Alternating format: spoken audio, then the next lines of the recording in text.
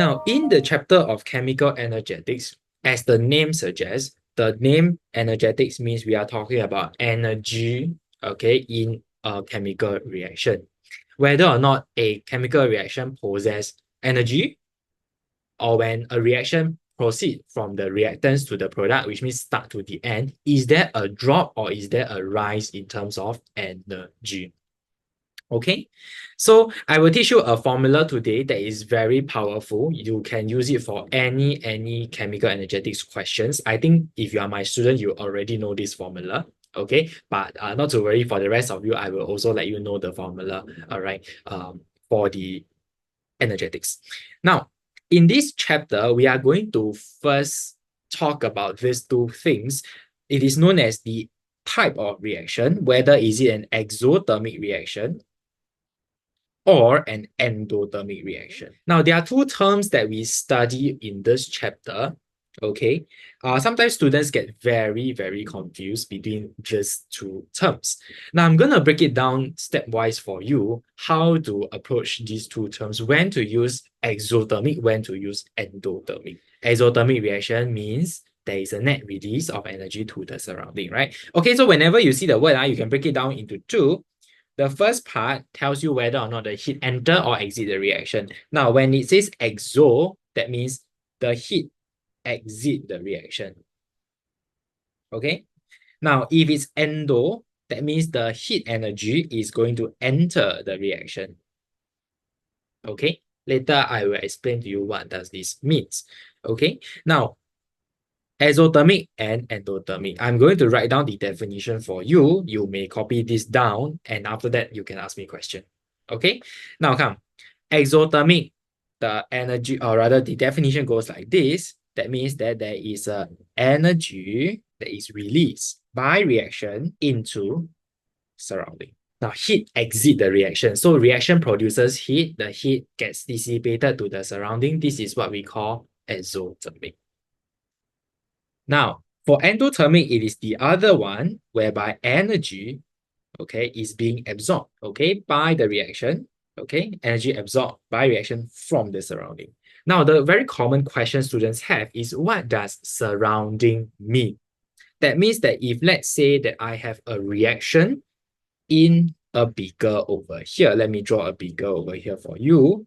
Now, if my reaction is happening inside here, the reaction is happening inside here.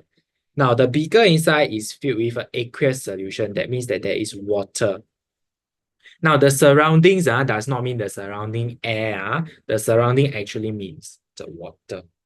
So when I have a thermometer, the thermometer is always to measure, okay, the temperature of water, right? Now, that means that this water, actually, I'm measuring the surrounding temperature. The water is the surrounding. The reaction happens here. It gives out heat or absorbs heat from the water. Now, when I look at these two terms, exo and endothermic, if let's say I tell you that the reaction is an exothermic reaction, would you expect the temperature of water to rise or decrease? Rise, right? Andy say rise, Dion say rise, Aman say rise. Okay, good. So it is rise, correct? Because reaction give out energy. When reaction give out energy, energy absorbed by what? Surrounding law. What is the surrounding? The water. And that is the reason why the temperature of the water will go up. Okay, so I don't want my students to get confused. When you look at temperature of water, then you ask me, is this the surrounding or is the air the surrounding? Actually, the answer is the water. Okay, must be very careful with this.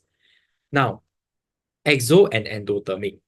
Next, what are some examples of exothermic reaction and endothermic reaction? I'm just going to give you a few. You can copy them down in the event exam asks. Okay, unlikely they will ask because all these kind of question, they will rather give you something else, another more difficult question, than ask you examples.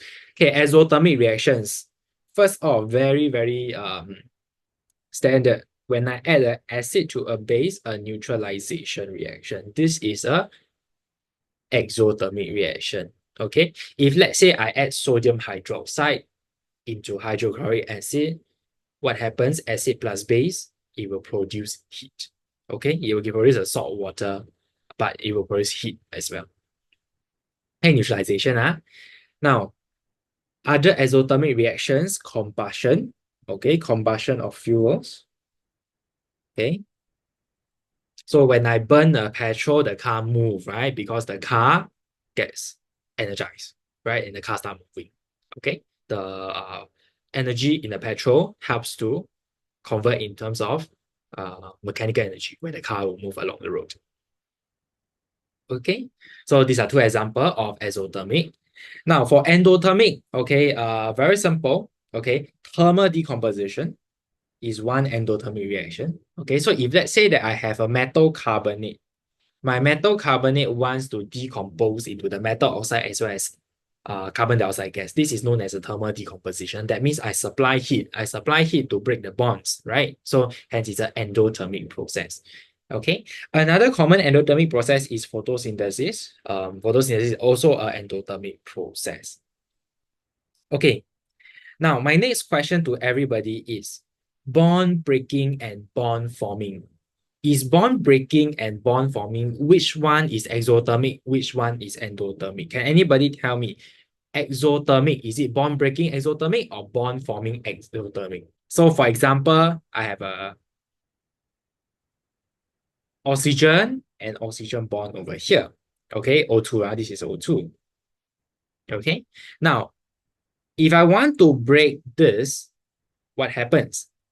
Definitely when I break the bonds, I need to supply some energy. So when I supply some energy into the reaction, this is the reaction is actually absorbing energy. Now that means what? Actually, bond breaking is actually endothermic process because I absorb the energy from the surroundings so that I can break the bond. Can you see that? This is bond breaking. Okay, endothermic. In terms of energy, can you see these two, when it's OO, when I want to bring them apart, when it's OO, it's very stable, right? For me to bring it apart, at the end state, they will be all running about. The oxygen atom is going to run about. That means that at the end state, whereby the oxygen atoms are separated, the oxygen atoms possess a lot of energy. Where the energy come from? It comes from the supply of energy to break the bonds. Can you see that? Can Okay. So we say that bond breaking is endothermic. What about exothermic? Bond forming is exothermic. Okay, now I'm going to give you a very, very simple analogy for you to understand why is bond forming exothermic and why is bond breaking endothermic process. Okay, give you a idea. Now come, if let's say over here, okay, I have one hydrogen atom. Over here, I have one more hydrogen atom. Over here, I have one oxygen atom. Now, when these three are all atoms are all flying about, when I bring them together, okay, and I join the bond between them, can you see that they are more compact together? They now move together as a group. They move in lower energy because they are a group, they move in lower energy. Now, when they move in lower energy means what? At the start, they are all running about. They possess a lot of energy. But at the end, what happened? They're all very stable, means low energy, right? So that means that there is a decrease in energy. Where did the energy go? It went to the surrounding. Can you see that? That's why when I form the bond between the oxygen and hydrogen atoms, actually it is an exothermic process. So with that understanding, now I'm going to introduce this term known as enthalpy change. Now this term is delta H. This stands for enthalpy change. Now can anybody tell me what does enthalpy change means? Now, the term enthalpy means what? The term enthalpy means how much energy does the reaction possess. Okay? That means what? That means whenever I'm talking about how much energy does the reaction possess, that means when I'm talking about the change of it, is the net amount of energy that is released or absorbed during the reaction. That means we must take into account every reaction there is a bond forming and there's a bond breaking process, right? So for me to be able to do that, okay, it needs this thing known as energy change. Delta H, okay, I will introduce to you this formula. It's made up of both the bond forming and bond breaking process, right? Bond forming, remember, bond forming is what? Bond forming release energy. Bond breaking what? Absorb energy, right? So I'm trying to net off the both, okay? I take, for example, a reaction where I have carbon going to react with oxygen to form CO2, okay? This is where carbon is actually oxidized to form carbon dioxide. Now, delta H of the reaction, okay, is given as such. This formula is very useful. BB minus BF. This formula, I think most of my students, if you're my student, you will know. Okay, I always say this formula, repeat many, many times in class. Okay, BB minus BF is the formula. Now, what does BB means? BB means, okay, energy absorbed to break bond. And BF is the energy release to form bonds. Okay, so with this delta H formula, you can solve every one of your questions in energetics. Later, I will show you how. Always use this formula. Okay, quite easy to remember. BB minus BF. Okay, this one is delta H formula. Now, next. Once I have this formula, I need to understand delta H has these units known as kilojoules per mole. This one sometimes students will forget. Delta H actually have a unit. Now, with that, let's go down to what is this thing known as the energy profile diagram. Okay, now let's start drawing. So energy profile diagram is the next concept you need to know for exo and endo reactions. Now, can you draw two graphs over here? On the left-hand side, I'm going to show you what is an exothermic reaction, and on the right-hand side, what is an endothermic reaction. Now, the way that I show you is I will describe to you how does the graph manifest itself. Okay, that is the reason how you will be able to answer the question when you are having it in the exam. First question. On my vertical axis, I will label it as energy. My question to you is, on the horizontal axis of a energy profile diagram, what will be the label for the horizontal axis? Energy profile diagram, please always remember, it is progress of reaction. If I give you an example as such, I have NaOH reacting with HCl to give us the products of NaCl plus H2O. Okay, you'll realize that this is actually an exothermic reaction. It's a neutralization, right? Now, everybody draw this. Start is over here. This is the starting energy level. Okay. Now, in any form of reaction, to start the reaction, what do I need to do? Before I even form any product, the reactant need to break the bond, right? Need to break the bond in the reactant before I can form the product. Remember, always bond breaking first, BB, then after that BF, okay? BB stand for break bonds, BF stand for bonds form. For me to be able to break the bonds in the reactant, some energy needs to be absorbed. And this energy is known as activation energy. That means that your graph will look something like this. The first part of the graph will increase in energy, okay, to the top, and it will flatten off. Now, after it has reached the peak energy, this energy is known as activation energy, okay? The energy will drop because when the bonds are forming, there is a decrease, there's a release of energy. And hence, this will be the complete, okay, energy profile diagram. Can so it looks something like this. Units not needed for the axis. Okay, there is no units for progress of reaction. This is how the graph will look like. I have described to you what is the change already. Can you imagine now? For those of us who don't understand, I am sitting on a roller coaster. This roller coaster is going on to the top first. Okay, it needs to gain some energy before it can release the energy to form your product. Okay, can you see? Roller coaster need to go up the mountain first before it can go down, right? So absorb energy first to overcome the activation energy barrier, then it goes down, okay, to form the products. All right, to the destination. Can okay, roller coaster analogy done. Now, once you have the shape of the graph, we will do labeling of important details. Okay, first off, you need to label what is the activation energy. Okay, label it as EA. This is activation energy. Okay, if you have any question, please keep the questions coming inside the chat. Okay, whenever appropriate, I will reply your question. Now, highlight your question. Now, this is activation energy. Okay, it is the minimum amount of energy that reactant particles must possess before they start a reaction. Okay, keyword is minimum amount of energy that the reactant particles must possess. After we have labeled activation energy, the next thing we will label is the delta H, the enthalpy change. Activation energy, is it point up or is it point like that or is it point down? It is always point up. In graph, there is only one direction arrow. Okay, don't have two direction. One direction, either point up or point down. Okay, activation energy will always be positive. Write down over here.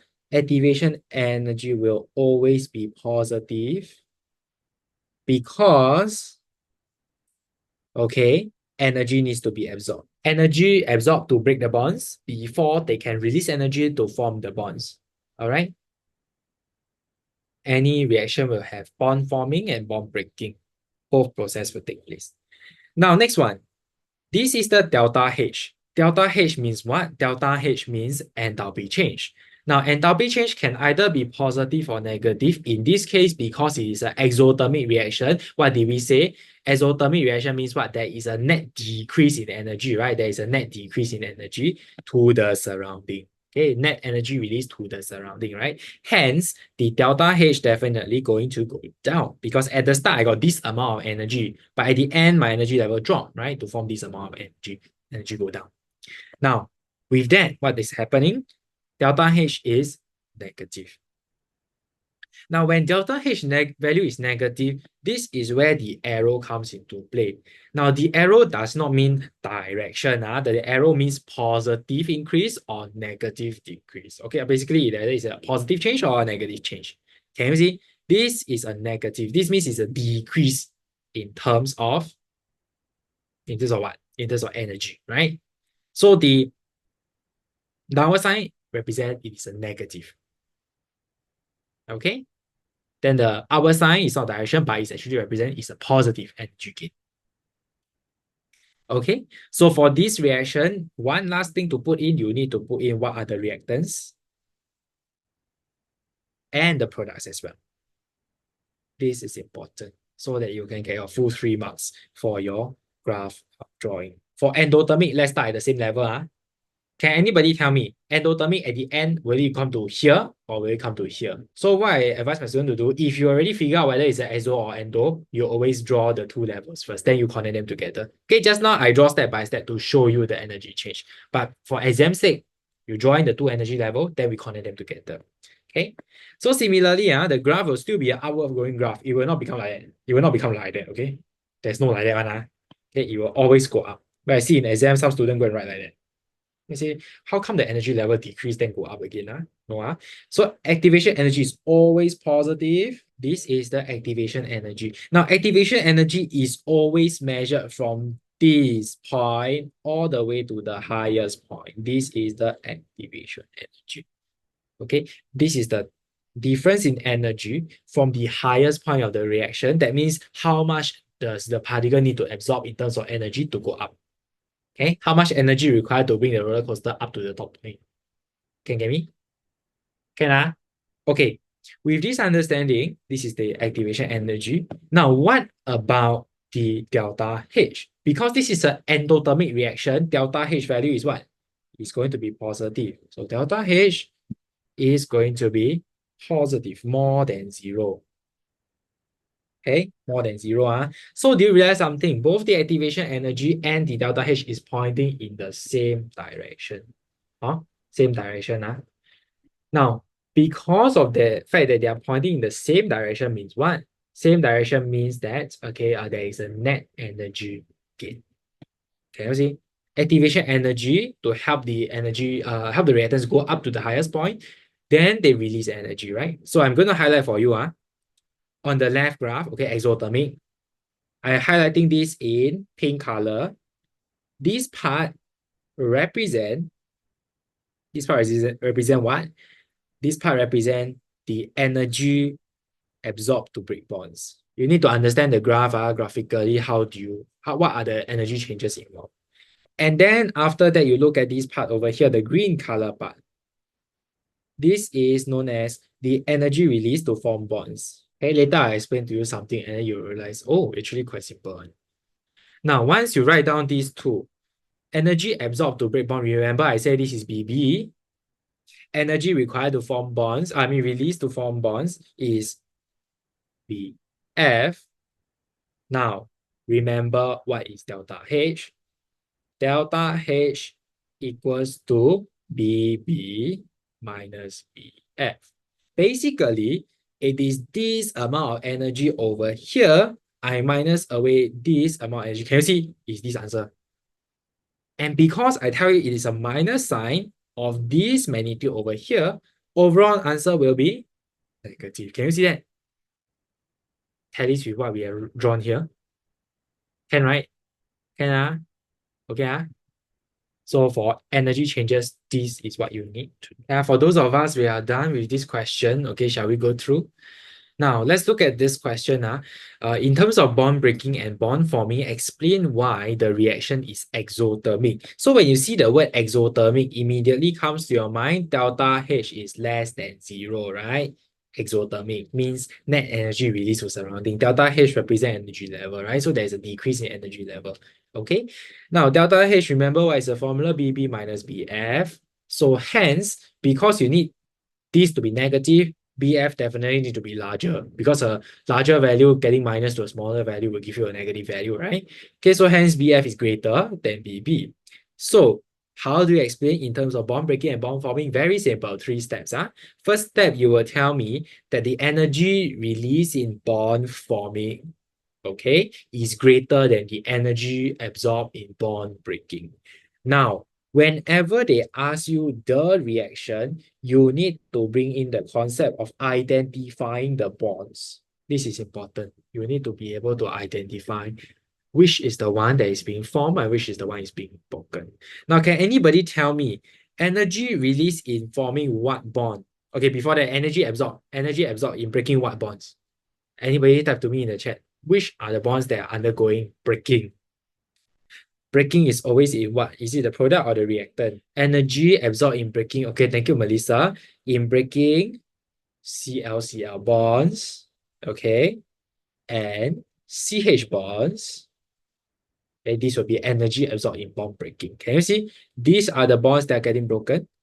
These two are the bonds that are getting broken. What about those that is getting formed? What are the bonds that are getting formed? Can anybody identify for me which are the bonds that are getting formed? Can you see that? Can you see it is Cl, CCl, and HCl? Okay. Of CCl and HCl bonds is greater, okay, than energy absorbed in bond breaking. So always fall to the fundamental principle of delta H is less than 0 or more than 0. Recall your formula, identify which one is greater, which one is less. Whether the energy absorbed to break these two bonds is greater than releasing these two bonds or vice versa. Okay, chloromethane undergoes similar substitution reaction as methane. Write the chemical equation for this reaction showing the displayed formula of all the organic compound. Display formula means what? You need to draw all the bonds, right? Okay, so this is for organic chem. This is a preview to tomorrow's lesson. Okay, tomorrow's lesson on organic chem. Okay, now let's look at this.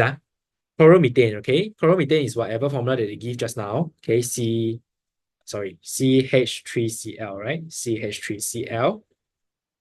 Undergo substitution. Remember how does substitution work? Substitution works when a chlorine atom comes in to replace the hydrogen atom. Hydrogen atom go away to find the other chlorine atom to form HCl. Okay, I will show you now. I have ClCl. Okay, this is the ClCl bond. Then it forms what? It forms a di-substituted chloromethane, right? So it forms something like, oops, Cl plus HCl. This is the products that you will form. Can you see Over here, we have the original bond is over here. The new bond is where the chlorine atom comes to form this position. And then the HCl is formed as a product. Can you see that? Okay. Now, question from the floor. If this ClCl you write as Cl2, can or not?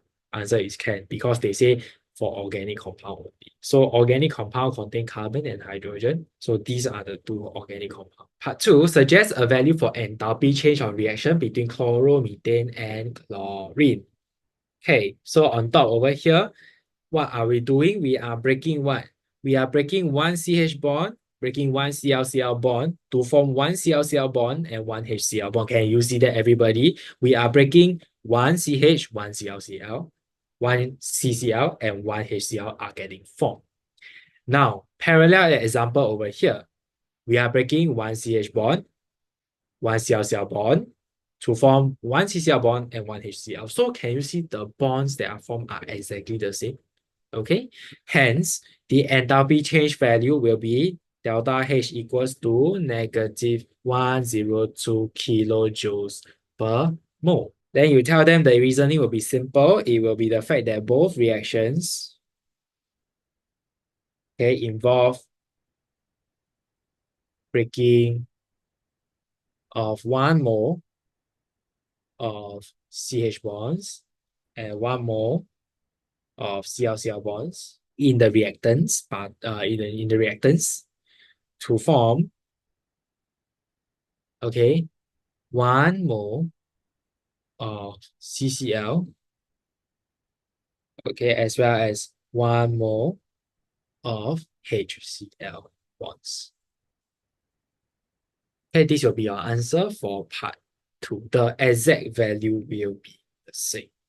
Okay, the delta H value will be the same, 102 negative. Energy profile diagram for the reaction between chloromethane and chlorine in the axis below. Now, very simple. I will do very quickly for you. First off, you identify, okay, the shape of graph. Okay, whether is it an exo or is it an endo. Okay, once you have identified whether exo and endo, draw the reactants, energy level, and product energy level. These are the steps you should follow when you are drawing an energy profile diagram. This one is energy profile. Please be careful. Okay, energy profile diagram, come. Is this an exo or endo reaction? Can anybody tell me in the chat faster? Negative 102. Okay, yes, exo, very good. So that means that reactance is high. There's a net exit of energy, right? Release of energy to the surrounding. Product is low. Draw the two product energy level first. Then you draw the curve. Okay, and then last step is to label everything. Okay, now what does this everything entails? It entails the reactants. It entails the product. Okay, the delta H, as well as the enthalpy, activation energy. Okay, so let's connect the curves together first. Oops.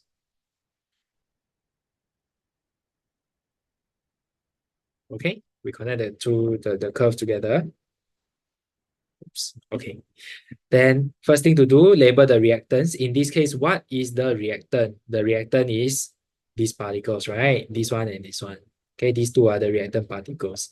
Hence, it is a CH3Cl plus a Cl2.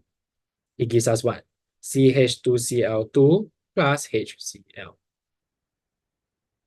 Okay. Please label your activation energy. It is always pointing upwards. Okay. And also the enthalpy change, delta H, pointing downwards. If the value is known, write down the value and the units. Okay. Now with that, those of us who are done, can we go down to question number 2? Can I give you around 5 minutes to try out question number 2? Okay, for question number 2, I will go through the energy profile diagram. Okay, the rest of the parts you can try yourself. Okay, should be quite simple. Okay, so I'm going to go through this part about the energy profile diagram. Now, they tell us that the enthalpy change for the reaction is plus 184.6 kilojoules per mole. They ask us to calculate the enthalpy change when 1 grams of HCl is decomposed. Okay, now important thing what they are trying to say is that based on this setup, okay, the HCl is decomposed using this setup to form H2 and Cl2. Okay, can you see the HCl gas, okay, is over here. It's going to be separated through to here, the gases that are collected. Okay, now enthalpy change for this reaction is positive. This is for per mole of reaction. Okay, per mole of reaction, per mole of reaction.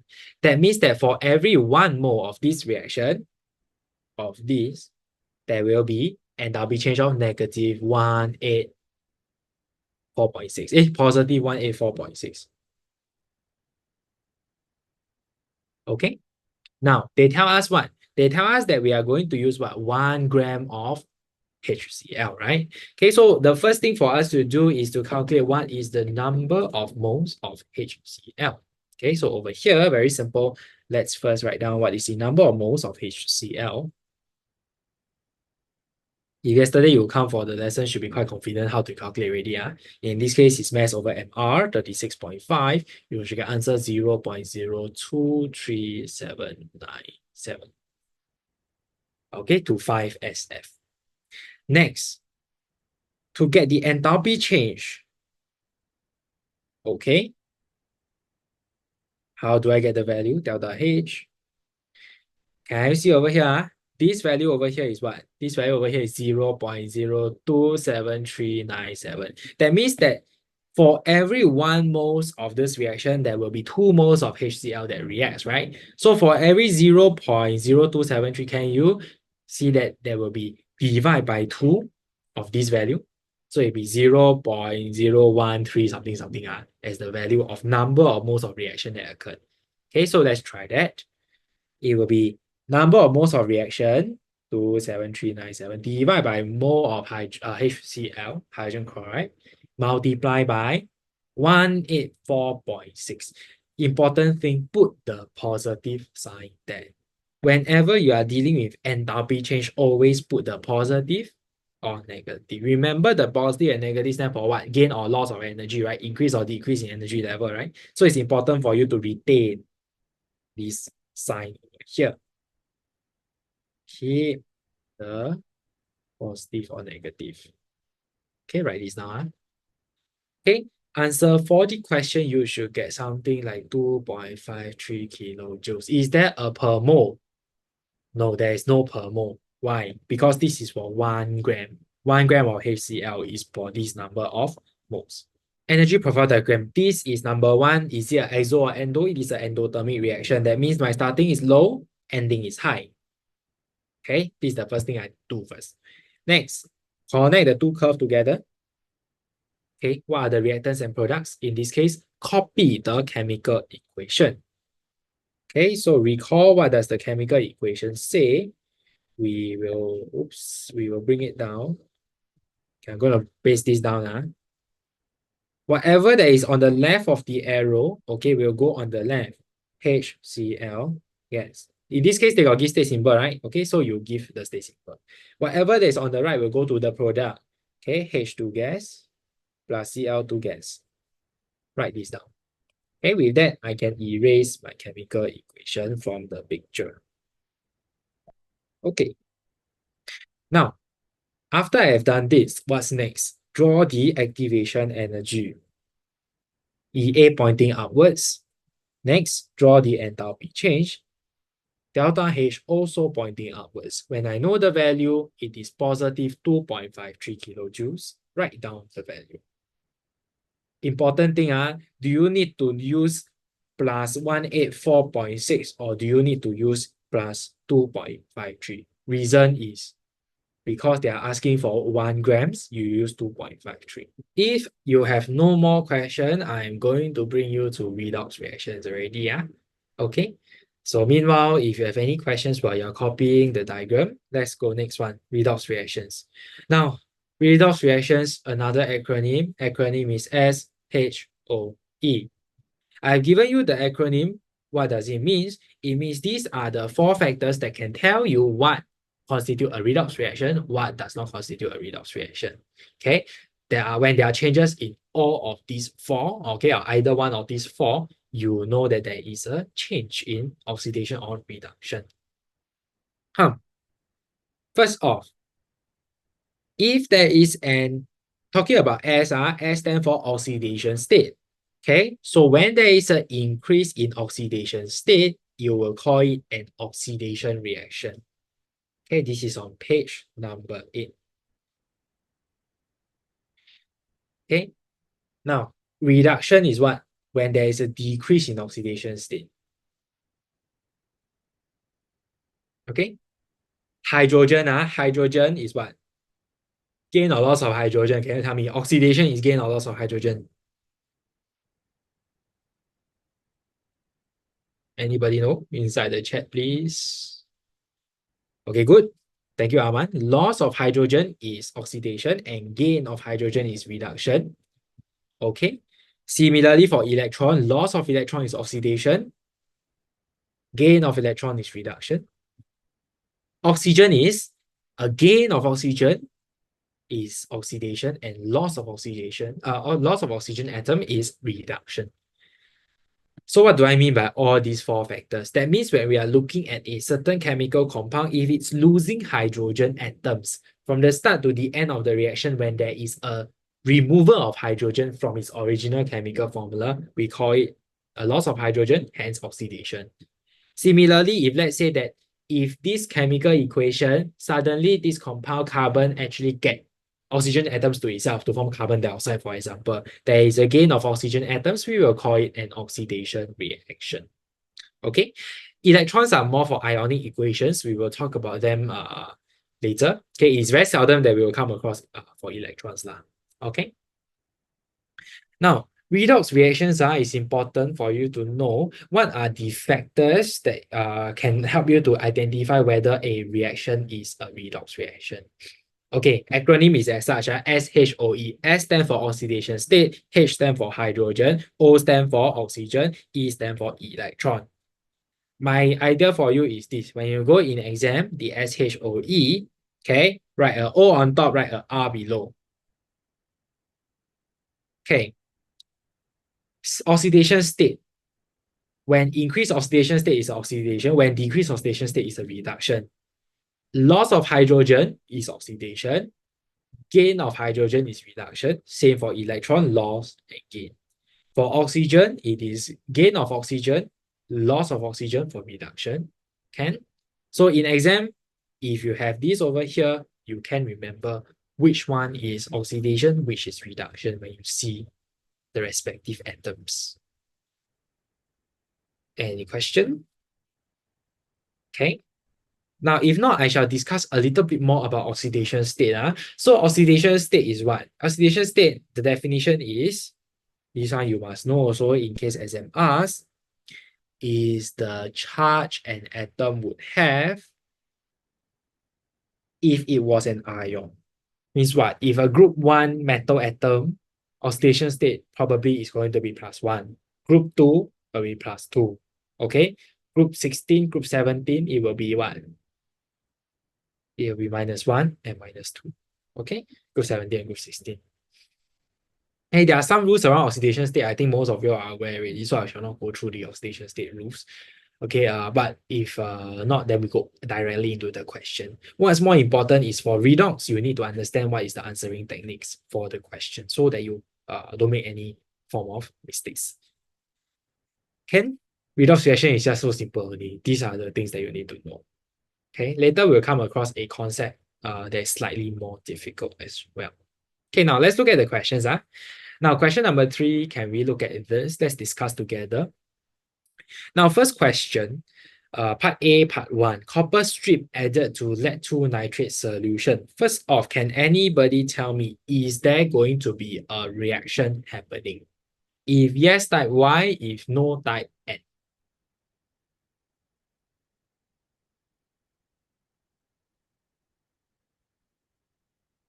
Say again, for first one, copper strip added to lead nitrate solution. Okay, Sinan says yes. Izati says yes. Kaiji says no. Ingrid says no. Rachel says no. Samuel says no. Audrey says no. Okay, this question is yes or no. Answer is no. There will be no chemical reaction. Okay, not even redox. There will be no chemical reaction. Why? Because copper is an unreactive metal. When I add it to a salt solution, there will be nothing happen. Okay, so when there's no chemical reaction, there's definitely not going to be any form of redox reaction. Next question. Okay, aqueous chlorine is added to potassium iodide solution. Okay, I have Cl2 going to be added to Ki. Will there be a redox reaction? Can anybody tell me? Will there be a redox reaction? Yes or no? Audrey say yes, Rachel say yes, Sinan says yes, Dion says yes. Anybody else have answer? Samuel says yes. Okay, good. Ingrid, any idea? Aman, Nicole, Shannon, Shifa. Make a guess, make a guess. Aman says yes. Yes, okay, Sinan, you are right. It's a displacement reaction. Because a more reactive halogen atom comes to displace a less reactive halide ion. So you form what? You form 2KCl. That's Roxy right. Zoom to Sinan. Then every time I get question correct, he's like, yeah, good job, Sinan. Good job. Sorry? Funny. Because he always use Zoom what? Sorry, Sinan, are you saying something? Cannot hear you. I got a question? Okay, if not, okay, let's go on. Okay, now, so yes, Sinan is right, okay. 2KCl plus I2, okay, sorry, or rather Cl2 will react with Ki to give you 2KCl as well as I2. Now, this will be a redox reaction. Why? Can you see over here? Chlorine original oxidation state is what? 0. Potassium is +1. Iodine, because it's a group 17 element, -1. Over here, chlorine is now oxidized, reduced to form -1. Chlorine is oxidized to become 0. There is a net increase of oxidation state for iodine. And then for chlorine, there is a net decrease in oxidation state. So there is a redox reaction. Okay? Redox stands for oxidation and reduction. So you need to be aware. Next, hydrogen gas parts overheated copper to oxide. This is a reduction reaction of a metal oxide, an unreactive metal oxide. So yes, it is a redox reaction, okay? Because copper to oxide is going to get reduced to form copper metal, okay? So yes, copper lost an oxygen atom, hence it is reduced, okay? While hydrogen is oxidized because it gained an oxygen atom. Can Okay, next question. Potassium nitrate solution warm with sodium hydroxide solution. In this case, is it going to be a redox reaction? Potassium nitrate warm with sodium hydroxide. Anybody tell me, is this a redox reaction? Yes, type Y. No, type N. Audrey say no. Shifa say no. Okay, Ingrid says no with 2 question marks at the back. Dion says no. Yes, okay, you are right. It is no. There will be no redox reaction that occurs. Okay, because all of them are ions already. Potassium nitrate, K plus, NO3 minus. Sodium is Na plus, OH minus. There will be no redox reaction. Okay? Can Okay. Now, part B, okay, go and do yourself. It is on the reactions. Okay, reactivity of chlorine and bromine. Why no reaction? Sinan says, why no reaction for 1? Okay. Most of the time, what do we talk about? We talk about displacement of metal, right? Okay. A more reactive metal atoms, okay, react with a less reactive, for example, metal salt solution to form this, okay, plus, can you see that? The more reactive metal come and kick copper away to be less reactive because copper is less reactive metal and it takes the place of the less reactive metal. This is what we normally see. But the question is this, is copper a more reactive metal than lead? No, answer is no. So there will be no reaction. Okay? Can Okay, good. With that, let's go to question number 4. Okay, question number 4, CHS 2023 prelim paper. Okay, this question requires explanation. Later we'll look at answering technique. Okay, I'll give you 2 minutes. Try and write an answer for part 1 of the question. Okay. Let's look at this question. Question number 4, give you around 2 minutes to try and write an answer for this question.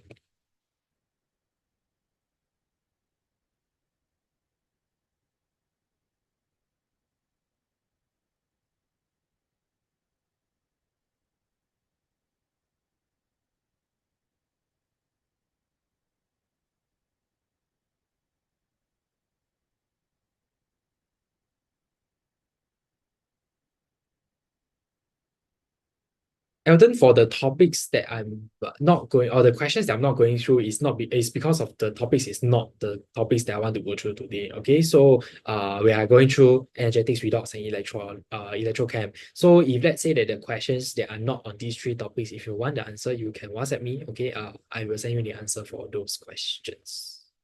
Can Okay, so my focus predominantly is on all the 3 topics today. Okay, question number 4. I hope that you are okay with doing this question. Okay, we look at the 2 equations together. Now, in the first equation, iron 3 oxide is getting reduced to iron. Can you see this is a reduction? Right? Can you also see that this carbon monoxide is getting oxidized to form carbon dioxide? One is a loss of oxygen atoms, the other one is a gain of oxygen atoms. So the first one is a redox reaction. Yes. Second one. Now, I have lead oxide going to form lead. This is a reduction. Then I have what? Carbon going to form carbon monoxide. This is an oxidation reaction. Okay, so explain in terms of oxygen atoms why the extraction of lead and iron are known as reduction reactions. Okay, so explanation based on oxygen, right? Based on oxygen atoms. Now, this one you must be slightly careful the way that you explain things. Now, okay, so when you're talking about the oxygen atoms, there is a net loss, okay? Net loss of oxygen atoms. Okay, so can we say first, we say this is chemical equation 1, this is chemical equation 2. Okay, so for 1, okay,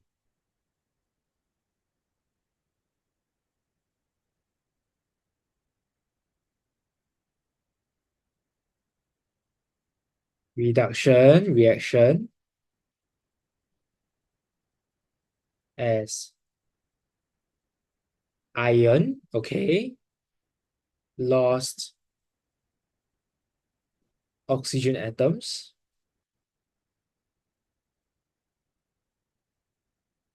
okay, from Fe2O3 to Fe, okay, as the element iron lost oxygen atoms, okay, from Fe2O3 to Fe. This is what is meant by reduction reaction. Next, for lead, same goes, okay. It is also a reduction reaction. Why? As the lead oxide lost the oxygen atoms from EBO to lead. Okay, so this is a 2-mark question. Tell them exactly which is the one that is getting reduced and what is the reduction, because loss of oxygen atoms. Can So most of the time, I think our school train us to be very comfortable in explaining using oxidation state, right? Oxidation numbers. Okay, but sometimes O-level might give you something that's easier, okay? Telling you use oxygen atoms to explain. But because we don't have sufficient practice for that, then suddenly, how to do? So you need to know, have a mental preparation of how to do these questions. All right. Okay, with that, let's go to question number 5. Okay, shall we go to question number 5? Hannah? Question 4, if you have any question, please type to me in the chat. If not, we go to question number 5.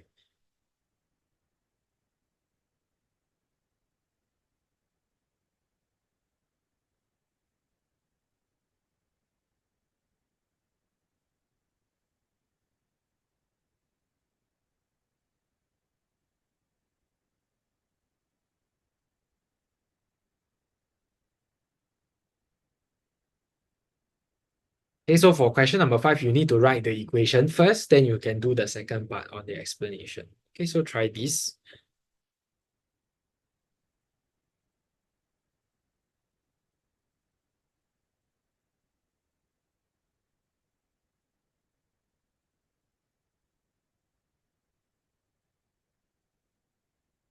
And I saw your question, Rachel. Okay, later I'll address the question.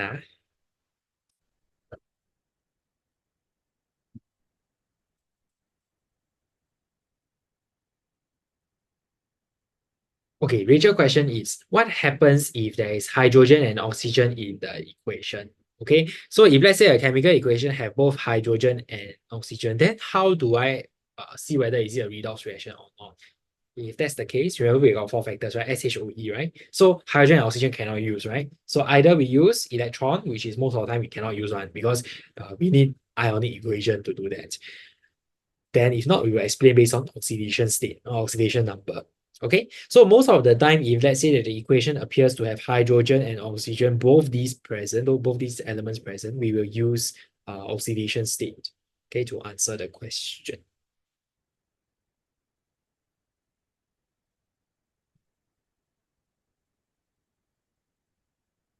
Okay, now let's look at this part, question number 5. Now, question number 5, they are telling us that ammonia is generated in a small-scale ammonia generator. They are used to treat waste gases containing nitrogen oxides. Then after that, they tell us that the treatment converts nitrogen monoxide to nitrogen and water. Okay, so write the equation to show the reaction between nitrogen monoxide as well as ammonia. Okay, so ammonia is coming here. It is going to react with nitrogen monoxide. Okay, so this equation is you need to know what are the products that are formed. Okay, they form what? They form H2O and N2. Okay, this is the key over here. Nitrogen monoxide will give you nitrogen and water. Okay, so what is the equation look like? It will look like NO reacts with NH3 to produce what? N2 and H2O. Now, first question, how to balance the equation? Okay, look at this. Right hand side, I have 2 nitrogen. On the left hand side, I got 2 nitrogen also. Hydrogen on the left hand side, I got 3. On the right hand side, I got 2. Oxygen, I got 1, 1.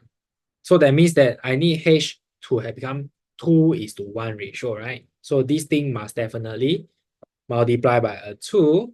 This one must definitely multiply by what? 3, right? So that I can get H2O, right? Can you see? 2 multiply, this one give me H6. This one give me O3. So that will give me 3H2O. Can you see? Okay, so I'll multiply, okay, the equation. This will give me 3H2O. Then after that, how many of the nitrogen do I form? I form 3 plus 2. So I get 5 times nitrogen atom. This is how to balance. But if I have 5 the nitrogen atom, then they want me to have N2. What happens? I need to put 5/2. Do I like fraction in my equation? Answer is no. So what happened? I will multiply throughout by 2. So the equation looks something like this. Plus 4NH3 give you 5 and 2 plus H2O, 6 of H2. Okay, so this equation is the balance equation. Okay, and in part 2, in terms of oxidation state, why it is a redox reaction, okay, can you see something? Now, nitrogen oxide, first off, they ask, why is it a redox reaction? We find out what is the oxidation state of all the elements involved. Look at this, nitrogen, oxygen. Oxygen normally take -2 because it's a group 16 element, it forms a -2 charge. Hence, nitrogen is +2. Next, NH3, nitrogen, hydrogen. Hydrogen is +1, hence nitrogen is -3. Okay, this one, because it is elemental form, remember oxidation state rules tells you that if it's an element, oxidation state is 0. Hydrogen, this is +1 multiplied by 2. Oxygen is -2. Okay, these are your oxidation states.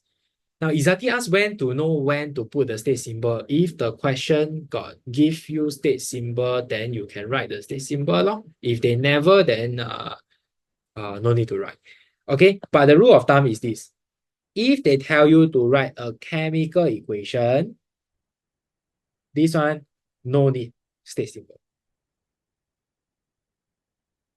Okay, unless the question asks.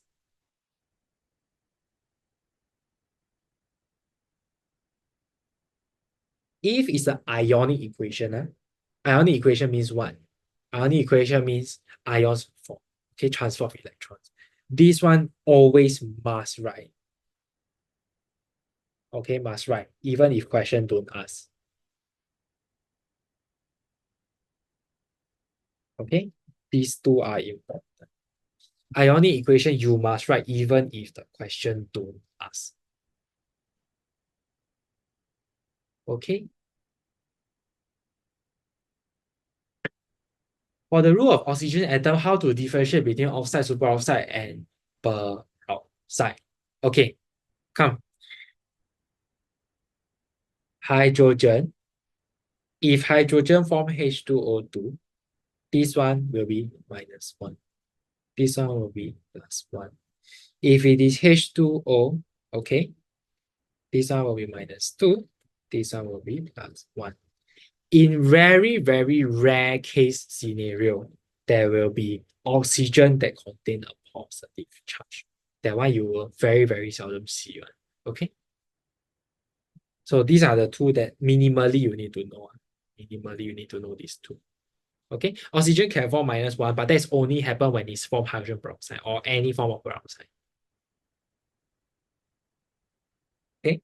Now, so we look back at our oxidation states over here. Can you see nitrogen? Nitrogen at the start is +2. Nitrogen is -3 over here. Okay. And at the end, it becomes 0. So can you see there is a change in oxidation state?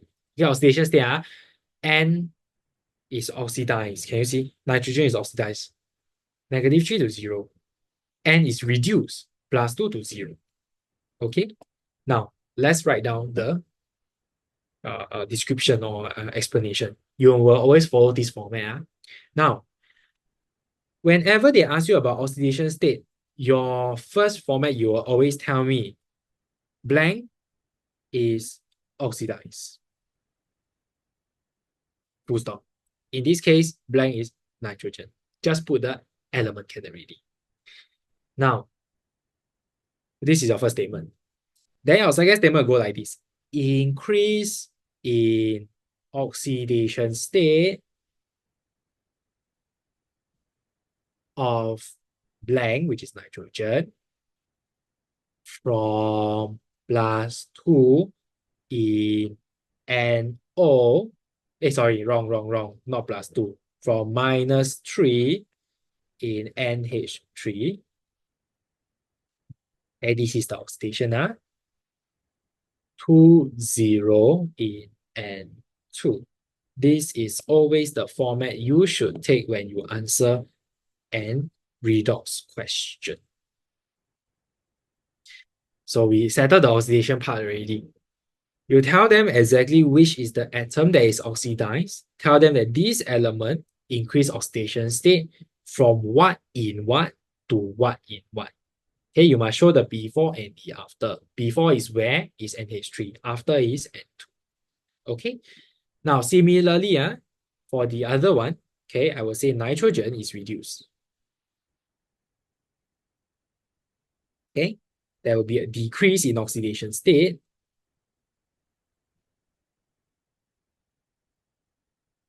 of nitrogen, okay, from what? +2 in NO to 0 in N2. This is your explanation. This explanation will give you 2 marks.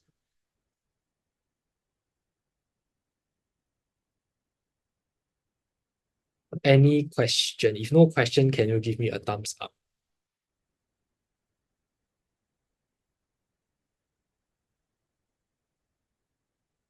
Okay, okay. Thank you, Adina. Thank you, Alden. Thank you, Dion. Thank you, Ingrid. Thank you, Izati. Okay, good. Now, with that, that's the end of what I wanted to go through for redox reactions already. Okay, so for my combined chem students, if you are okay with this, then that's the end of our session today. But for pure chem students, we still have one more part to cover for electrochem. All right, can. So for all the combined chem questions, combined chem students, if you have questions, you can stay back and ask. If not, then that's all for today I have for you. Then for the pure chem student, we shall go on with electrolysis. Can? Okay, thank you, Dion. For pure chem student, you just stay on for a little while more. Okay. Can. Okay, good. Let's go. Next part. Okay, now we go on to electrochemistry. Now, under electrochem, okay, now, there is different type of cells that we're talking about. Electrochemistry, we are always talking about this concept known as electrolysis. Now, electrolysis is what? Break into 2 parts. Electro stand for using of electricity. Use electricity.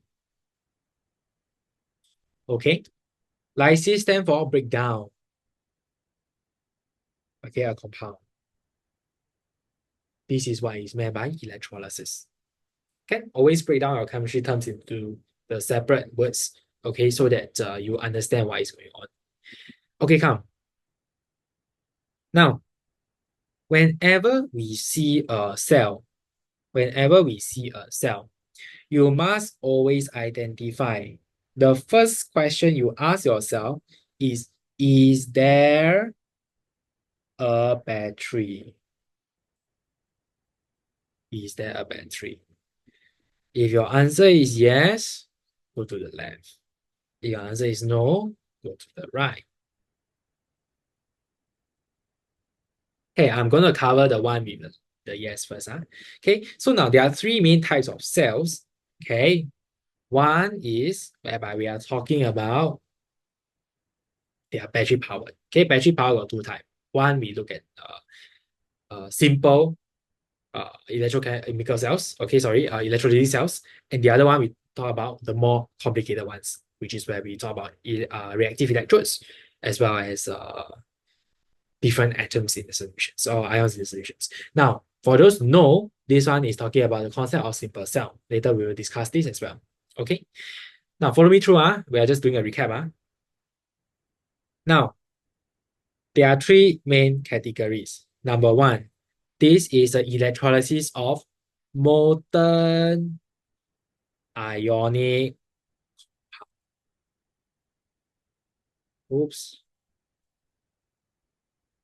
A molten ionic compound. For example, it is a molten PbBr2.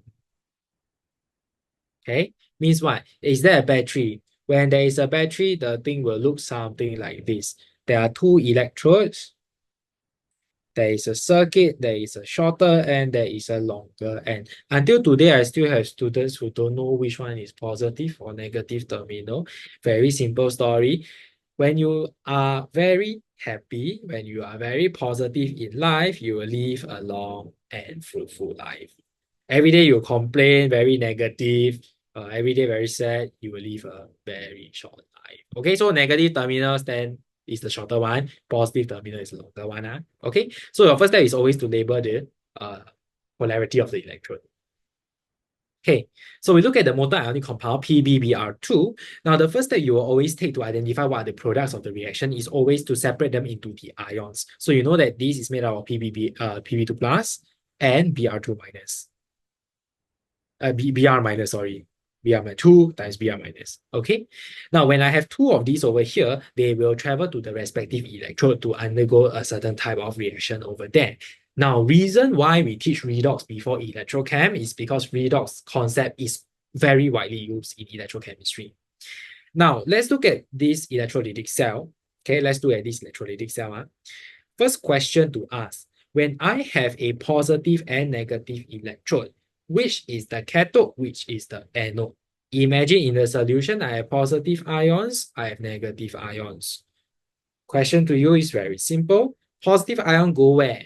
Go to negative, right? Negative ion go where? Go to positive, right? So positive ion is known as what? Cation. Okay. Negative ion is known as anion. How to remember? Whenever you see a picture of cat, what happens? You're very happy, right? The cat very cute. So it's positive. You feel very positive. So positive is known as cation. Okay, remember, positive is cation.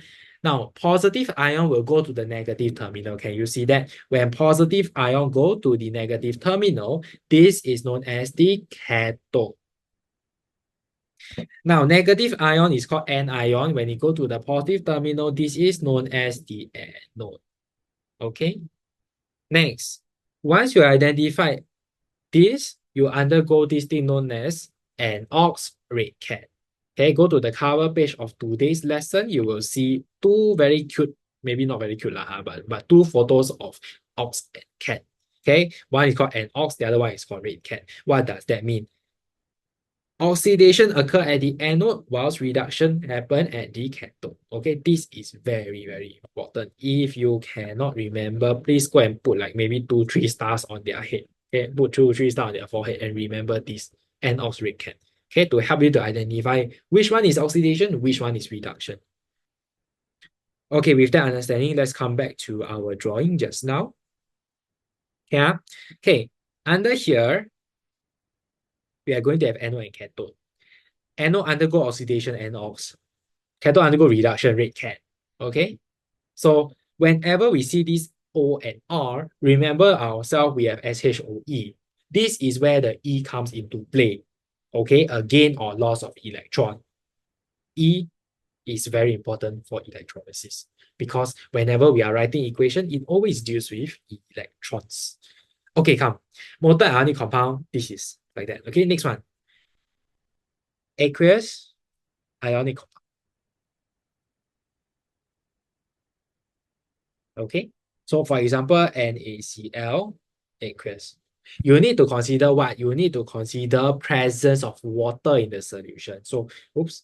So I have Na plus aqueous, Cl minus aqueous, H plus aqueous, and OH minus aqueous. Now you must remember aqueous solution means what? Aqueous solution means I add water. I add water into the solution. So when I add water into a solution, it will give me H plus and OH minus ion.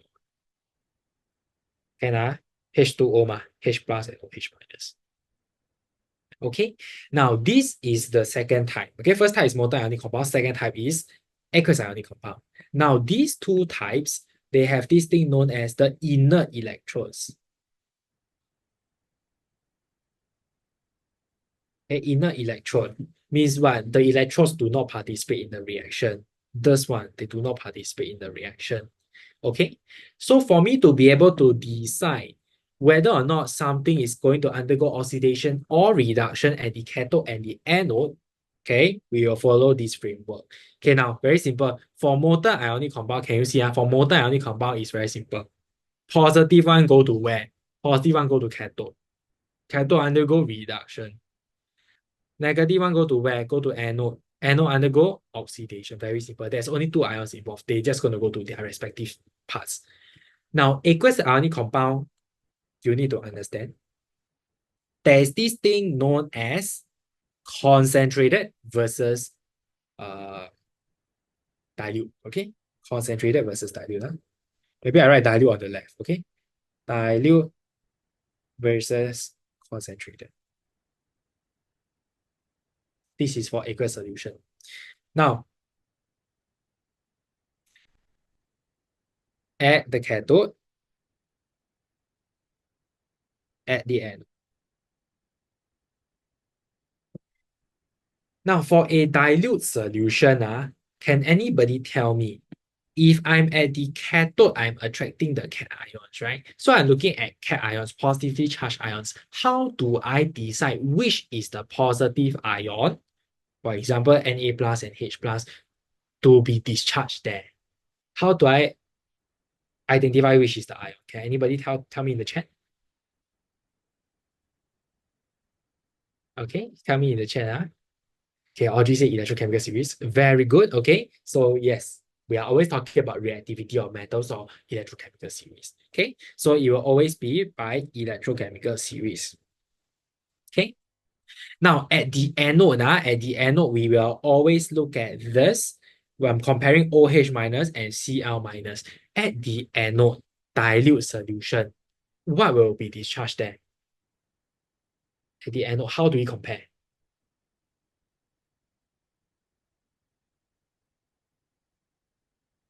Is there a way, or is it always just one ion that is going to be discharged at the end? And ion, we compare, for example, Cl minus and OH minus. Anyone have any clue? Okay, Eldon say OH minus.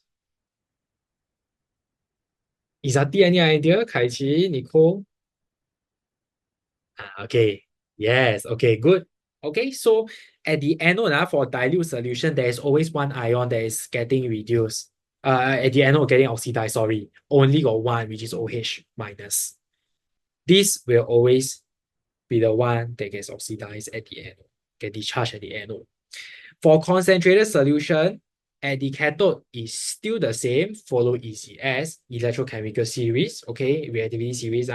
But at the anode, it is going to be, if it's a concentrated solution, means it will be either a Cl minus discharge, Br minus discharge, I minus. If these ions are present. Now, if these ions are not present, then it will be OH minus. Okay. Now, important thing to note, SO42 minus, NO3 minus, these two ions, they will never ever be discharged at the anode. All right. Okay, so this is for inner electrode. Now, next we look at this thing known as a reactive electrode. Now, reactive electrode means what? If let's say that I have a solution over here, these two electrodes, positive, negative. This is known as the anode. This is known as the cathode because ion go there and ion go there. Okay. Now, I tell you that this cathode is going to be a carbon cathode. Sorry, a copper cathode.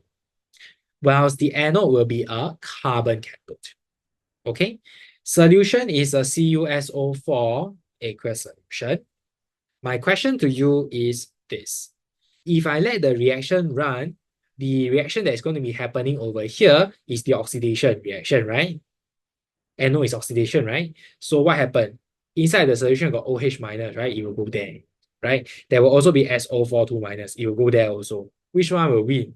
OH minus will win. So what is the oxidation equation? It will be 4OH minus, give you 2H2O plus O2 plus 4 electron. This is the oxidation equation. Now, at the cathode, what will happen? Reduction will take place, right? So what is going to go there? Cu2 plus as well as H plus. So when they go there, what is going to happen? Cu2 plus or H plus will win. Cu2 plus will win because copper is less reactive than hydrogen in the reactivity series, right? So copper 2 plus will gain the electrons to form copper solid. Now, my point to you is this. Can you see that when I'm talking about a reactive electrode, if the reactive metal is on the cathode, there will not be any difference. If this is carbon versus copper, both of them will be the same. There will be no difference in terms of whether or not the copper will enter the solution. Answer is no, because a negative electrode means what? Positive ion will go there and undergo reduction. So the metal cannot oxidize. My point to you is this. The reactive metal must be at the anode. Then the oxidation of electrodes will take place. Okay? Can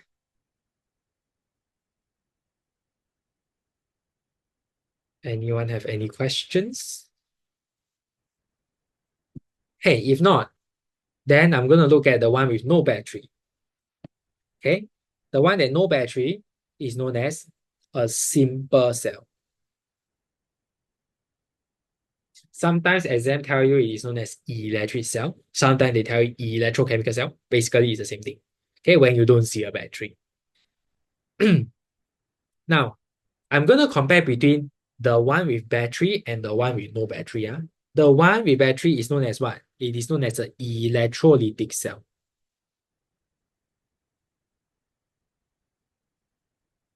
Now, electrolytic cell versus simple cell, the difference is in terms of energy conversion. Okay, energy conversion. Now, can you tell me for an electrolytic cell, okay, I'm using a battery, okay, to make a reaction happen. So the energy conversions will be from electrical energy to chemical energy. This will be for a electrolytic cell. Can you see that? Now, next, for a simple cell, can anybody tell me what is the reason why does a simple cell work? What is the principle that is working on? Can anybody type to me in the chat? Why does a simple cell even work? Yes, there is a potential difference. Yep. Okay, so because one of the electrode is more reactive than the other electrode. Okay, so the key is this. The electrodes must be made of different metals, okay, with different reactivity.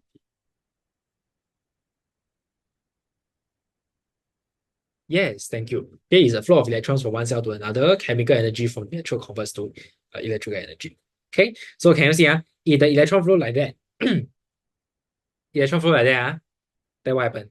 Then the bar will light out, right? Okay, so electron flow, flow here. Okay, so can you see the energy conversion is as such? The reaction creates a battery. Battery for what? Battery over here is for the light bulb. Okay, so the light bulb will light up. Okay, it creates a battery. So this thing is a battery. Okay, so a light bulb can be, for example, your car tires, so that the car tires can start rolling. It can be maybe like a fan, so that the fan can start blowing air, etc. Okay, so the energy conversion is as such. It is from a chemical energy to electrical energy. Okay, so this is a summary. All right, energy conversion. Okay. So difference in reactivity, I'm talking about simple cells. If the reactivity difference between the two different metals, one at the anode and one at the cathode is larger, the reactivity is larger difference, then the voltage will be different. Okay, or the voltage will have a higher difference. If the reactivity is small, the difference is small. What happened? The voltage created, the potential difference created is very small as well. Okay?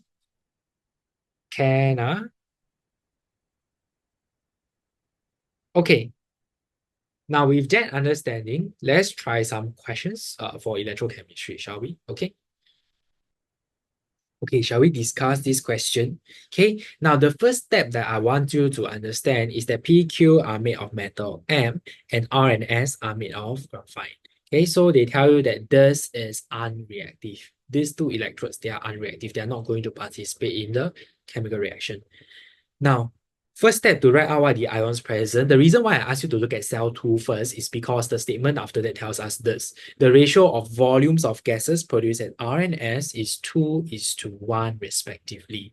So from this statement that they are saying that the volume of gases produced at R and S is 2:1, we can sort of guess what are the ions that are actually undergoing oxidation or reduction at the cell 2. Okay, look at this. I have MgCl2 aqueous.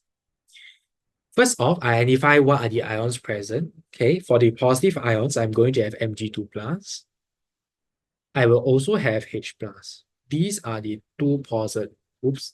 These are the two positive ions that I will have. Then for the negative ions, I will have Cl minus as well as OH minus. Now, my first question to everybody is this. At this electrode, at the cathodes, comparing the two cations, which one is going to get reduced? Okay, my question for you is, comparing these two cations, which one is going to get reduced?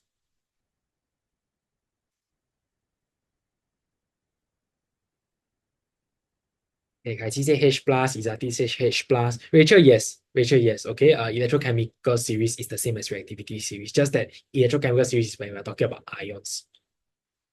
Okay, Kai-Chi say H plus, Izati say H plus. Anybody else have any answer? Jasper, any answer? Audrey, Adina, Ingrid say H plus, Audrey say H plus. Okay, good. So yes, because comparing electrochemical series, Mg2 plus is more reactive than H plus. So the less reactive is going to undergo discharge. Okay, H plus. Now, my question to you is this. For the anions at the anode, which is the one that will undergo discharge? Is it Cl minus or is it OH minus? Audrey say OH minus. Okay. Ingrid say OH minus. Nico say OH minus. Okay, very good. Okay, so it's OH minus. Reason why? Because this is a dilute solution. Dilute solution, we always discharge OH minus. Okay, dilute aqueous solution. Okay, with that, now write out what are the equations. Do I need to know which electrode is positive or negative? Answer is no need. Why? Because when I write out the equation, then I know already. Later we compare what are the mole of gases formed. Now, H plus, how does the equation look like? H plus, oops, use red pen to write. H plus. This is how the equation will look like. This is at the cathode. Okay, do I need to know which one is the cathode yet? R or S? No need. Okay, I write down the equation first. Plus 2 electrons give you H2 gas.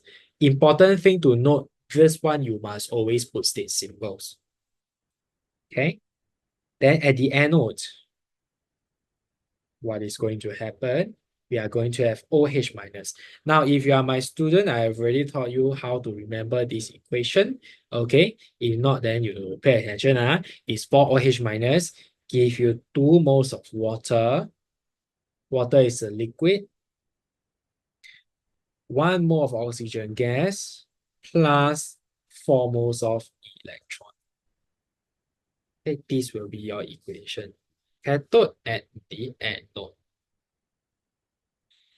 Now, when I see these two equations, they want me to compare one. The setup is allowed to run for some time. Now, some time means what? There is a fixed number of electrons that pass through the circuit. Okay, pass through the circuit. That means what? For me to have an accurate comparison between reaction number 1 or equation number 2, I need to make the number of electron common. Means what? I need to multiply 2 by the cathode equation. So it looks something like this. 4H plus give you, oops, plus 2 electron give you 2H2. Now, compare this. Sorry, it's 4 electron, right? 4 electron. Okay. So can you compare this? For every 4 electron that pass through the cathode, 2 moles of H2 gas is being formed. Whilst for 4 electrons that pass through the anode, 1 mole of oxygen gas is being formed. So can you see 2 is to 1? Which one is the cathode at the anode? R forms 2, right? So this is where H2 is being formed. Here is where O2 is being formed. That means that R is going to be what? R is going to be the cathode, while S is going to be the anode. Remember, cathode cation go there, right? Cation is positive, hence cathode need to be negative. R is negative. Okay. Then what? Then what is S? S is going to be positive. Now, they ask you to determine what is the polarity of X and Y of the battery. Follow this. This is positive, go all the way to the wire. This is going to be positive. Okay. Now, because Y is positive, X definitely going to be negative. Okay. So X is negative and Y is positive. Okay. Any question? First part, okay. Okay, I know we are over time by a little bit, okay, but no worries. Let's finish up this question. Okay, then that's it for today. All right. Now, second part, write overall equation for the reaction occurring in cell number 2. Overall equation, okay, so we got the 2 ionic equation already. We write out already. Overall is the 2 equations there. Now, when you see this, at the cathode it is H plus, at the anode it is OH minus. What is it trying to tell you? It is an electrolysis of what? H2O, right? Because here is OH minus, here is 2H plus. Answer for this question, I am electrolyzing water. If you want 2H2 plus O2. Answer simple. Okay, if you want to go the long way, you can add up whatever that is on the left of the equation with the one over here on the left of the equation, whatever on the right of the equation with whatever that is here on the right of the equation. You will realize that the product is the same. Okay, before you do that, please make sure that your number of electrons is balanced. One side of the equation must have the same number of electrons as the other side of the equation. Okay, in third part, cell 2, concentrated aqueous magnesium chloride is used instead of dilute magnesium chloride. Give one similarity and the difference between the electrolysis of these two solutions. As we have discussed earlier, similarity is what? Similarity is whatever that is at the cathode will always be based on electrochemical series. Right? Your cations are always discharged based on electrochemical series. Difference is what? Difference is when we are comparing N-ions. N-ions, when the solution have Cr minus, Br minus, or I minus, these 3 halide ions, the halide ion will be discharged. Okay? The halide ion will be discharged. Okay, so I'm going to write an explanation for this. Rachel, you hold your question. I'll come back to you. Okay? Now, dilute. What is the similarity with the concentrated? The similarity is as such. They tell us what? Between the products. Products. Okay, so what is the similar product? At R, R is what? R is the cathode, right? Okay, so the cation will go there, right? So hydrogen gas will be produced. Okay, produced at the cathode. This is the similarity. Okay, what about the difference? The difference will be at the anode. Remember when we're talking about N-ions, right? At anode, okay, for concentrated MgCl2, chlorine gas, okay, will be produced. Okay, so I compare between dilute and concentrated. Concentrated chlorine gas, dilute oxygen gas will be produced. Yes, Aman, correct. Okay, concentration of solution only affects an ion. It does not affect the cation. As I mentioned, at the cathode, we will still always follow the electrochemical series. Okay, there will not be any difference. Okay, only at the anions.